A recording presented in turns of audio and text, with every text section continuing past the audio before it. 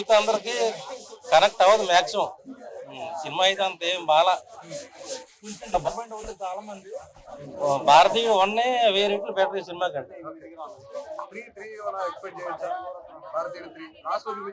3 expect చేయొచ్చు కానీ ఇది ఒక ఇంటర్వెల్ లాగా అనుకోవాలి. 2 ఇంటర్వెల్ తర్వాత ఏమవుతుంది అనేది.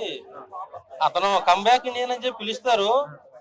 పిలిచిన తర్వాత యూత్ అందరికి మీరు నిజాయితీగా ఉండాలని చెప్తే ఎవరికి నచ్చవు. దానివల్ల ఫ్యామిలీలో అందరికి నష్టపోతూ ఉంటారు. సిద్ధార్థ ఫ్యామిలీ పోగొట్టుకుంటాడు తల్లిదండ్రులని. సో మళ్ళీ గో బ్యాక్ ఇండియన్ కూడా చెప్పేస్తారు. సో అక్కడికి అయిపోయింది. నెక్స్ట్ 3 పార్ట్లు చూసుకోవాలి. మళ్ళీ ఏమన్నా కొత్తగా శంకర్ గారు ట్రై చేస్తారు. సో ఇండియన్ పార్ట్ 3 అని చెప్పేసి రివీల్ చేశారు కదా క్లైమాక్స్ లో, అది ఎలా అనిపించింది? అది కూడా మంచిగా ఎక్స్పెక్ట్ చేశాను నేను పార్ట్ 3 వస్తుందని చెప్పి. సో వెయిటింగ్ ఫర్ ఇట్ అంతే. అవుట్ ఆఫ్ 5 ఎంత రేటింగ్ ఇస్తారు? 3.5. గాలి జనార్దన్ రెడ్డి పెద్ద పెద్ద వ్యక్తులు జేసీబీ డ్రైవర్ గా చేస్తూ కొన్ని కోట్ల రూపాయలు అండర్ గ్రౌండ్ లో దాచాడు అంటే వాడు బాత్రూమ్ కమోడు కూడా బంగారంతో చేయించుకున్నాడు, సెల్ ఫోన్ రింగులతో సహా. అంటే గుండె కూడా బంగారంతో తయారు చేయించుకుంటే కూడా చేంజ్ చేసుకుంటాడు అనేది బాగా రీసెర్చ్ చేసింది శంకర్ గారు అనే చెప్పాలి. ఎందుకంటే పాయింట్స్ చెప్పారు ఓకే, బట్ కమల్ హాసన్ గారు ఆ సినిమాలోనే ముసలాయన, ఈ సినిమాలో కూడా ఫైట్స్ కానీ అంటే యూనిసైకిల్ మీద ఇవన్నీ కొన్ని పాయింట్స్ కనెక్ట్ అవుతాయి. అంటే యాక్చువల్ గా ఆయన కరాటే మాస్టర్ కున్ఫు అంటే ఆయన అక్కడెక్కడో చైనాలో అన్ని ప్రాక్టీస్లు చేస్తూ ఇప్పటికీ కూడా ముసలుడు అయిపోయినా కూడా 6 ప్యాక్ ఉన్న బాడీ వాళ్ళతో కూడా ఫైట్ చేస్తాడనమాట. సో అది టెక్నికల్ గా కొంచెం మైండ్ తో మనం ఆలోచిస్తే ఏమో ఉండొచ్చేమో, తిరగచ్చేమో, ఎగరచ్చేమో అలాంటి హీరో. సో బాగా నచ్చింది ఏంటంటే ఈ ముసలోడు నేను చూస్తాను రా బాబు, చచ్చిపోతాను, 1.5 గంట నుంచి ముసలోడి క్యారెక్టర్ చూడలేకపోతాం అనే టైంలో అసలైన కమల్ హాసన్ గారు ఒక 20 నిమిషాల తర్వాత కనిపిస్తాడండి. నిజంగా కొన్ని సీక్వెన్స్ ఫైట్ సీన్లు కానీ ఆయన కష్టపడి అంటే ఎంత డూబ్ ఉన్నా ఏదన్నా ఆయన ఒరిజినల్ లుక్ అయితే మాత్రం మనం మిస్ అవ్వం కదా. సో అయితే బాగా నచ్చినాయి. ఇంకా బొమ్మరిల్లు ప్రాపర్ ఒక 20 నిమిషాల తర్వాత అసలైన స్టోరీ అంటే ఆయన మీద రివర్స్ అయిపోతారు ప్రజలందరూ కూడా. అది ఫుల్ స్టాప్ పడిపోయింది. అది ఏంటో ఇప్పటికీ నాకు అర్థం కావట్లే. ఆయన గొప్పగా చూపించాడా లేకపోతే ఈయన ఈ చావులందరికీ కారణం కమల్ హాసనేనా అనేది మంచిని తీసుకురాలేదు. సో అది ఒకటే నెగిటివ్ గా చూపించినట్టు అనిపించింది. ఇంకా బొమ్మరిల్లో మన సిద్ధార్థ గారి క్యారెక్టర్ ఎలా ఉంటది అయితే ఆ సెంటిమెంట్ సీన్లు ఉంటాయి కదా.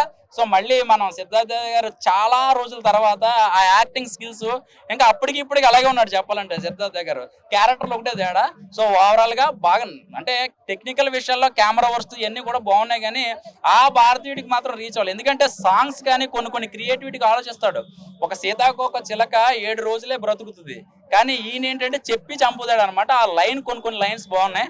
ఓవరాల్ గా చెప్పాలంటే శంకర్ గారి మ్యాజిక్ నాకైతే కనిపించలేదు. ఎందుకంటే ఏ అసిస్టెంట్ డైరెక్టర్ లోనో కో డైరెక్టర్ తోటి చేయించినట్టు అనిపించింది. ఎందుకంటే ఆయన ఒక సాంగ్ చేయాలంటే చాలా క్రియేటివిటీగా ఆలోచిస్తాడు. ఒక్క సాంగ్ తో చిన్న సినిమాలు ఒక 10 సినిమాలు చేయొచ్చు. అంతమంది క్రౌడ్ పెడతారు. కొన్ని బొమ్మలు కానీ కొన్ని వెరైటీగా చేస్తుంటాడు. సో కొన్ని అనిపించినాయి ఏదో కూర్చుని చేయించినట్టు అనిపించింది కానీ ఆయన దగ్గరుండి రోబో సినిమా లాగా లేకపోతే రోబో 2 లాగా కొన్ని ఆయన ఒకే ఒక్కడ కానీ ఇలాంటి అనిపించలేదు నాకు. కెమెరా వర్క్ అయితే మాత్రం అదరగొట్టేశాడు. ఇండియన్ 3 చూసేంత జనాలకు ఓపిక లేదు. కొంచెం మంచిగా అంటే నాకు బాగా నచ్చింది ఏంటంటే గేమ్ చేంజర్ లో సాంగ్ ఒకటి వస్తుంది, ఇందులో ప్లే అవుతుంది. అది కొంచెం జనాలు ఊపెక్కింది అనమాట. సో ఓవరాల్ గా లంచం నేను తీసుకోవడం మీరు తీసుకోవడం కాదు, మనల్ని పట్టుకునే వాళ్ళని ఆపితే మనం ఆగుతాం అనమాట. సో అదొకటి మెసేజ్ బాగుంది. కరప్షన్ చేసే వాళ్ళందరూ వాళ్ళ పిల్లల కోసం చేస్తున్నారు, వాళ్ళ కోసం చేస్తున్నారు. బట్ ఇక్కడ మూవీలో చేసినంటే పిల్లలకి అవసరం లేకపోతే కరప్షన్ వాళ్ళకి తీసుకోరు అనమాట. సో పిల్లలు స్టాప్ చేస్తున్నారు అంటే వాళ్ళకి ఏమొద్దు మాకు లగ్జరీస్ అని. So that parents should have to think to take the corruption to the outside and it is good sign to the India and come back, go back is not a stag, but we should have to take the necessary precautions to take any government sectors. Yeah. So hashtag movie highlights movie ante Shankar is producing is very good and actually lagging ఏం లేదు మూవీలో. ఒక scene create చేశాడు but దాంట్లో message ఇచ్చాడు parents stop చేయాలి, corruption అనేది తగ్గించాలి అండ్ కమ్ బ్యాక్ అని.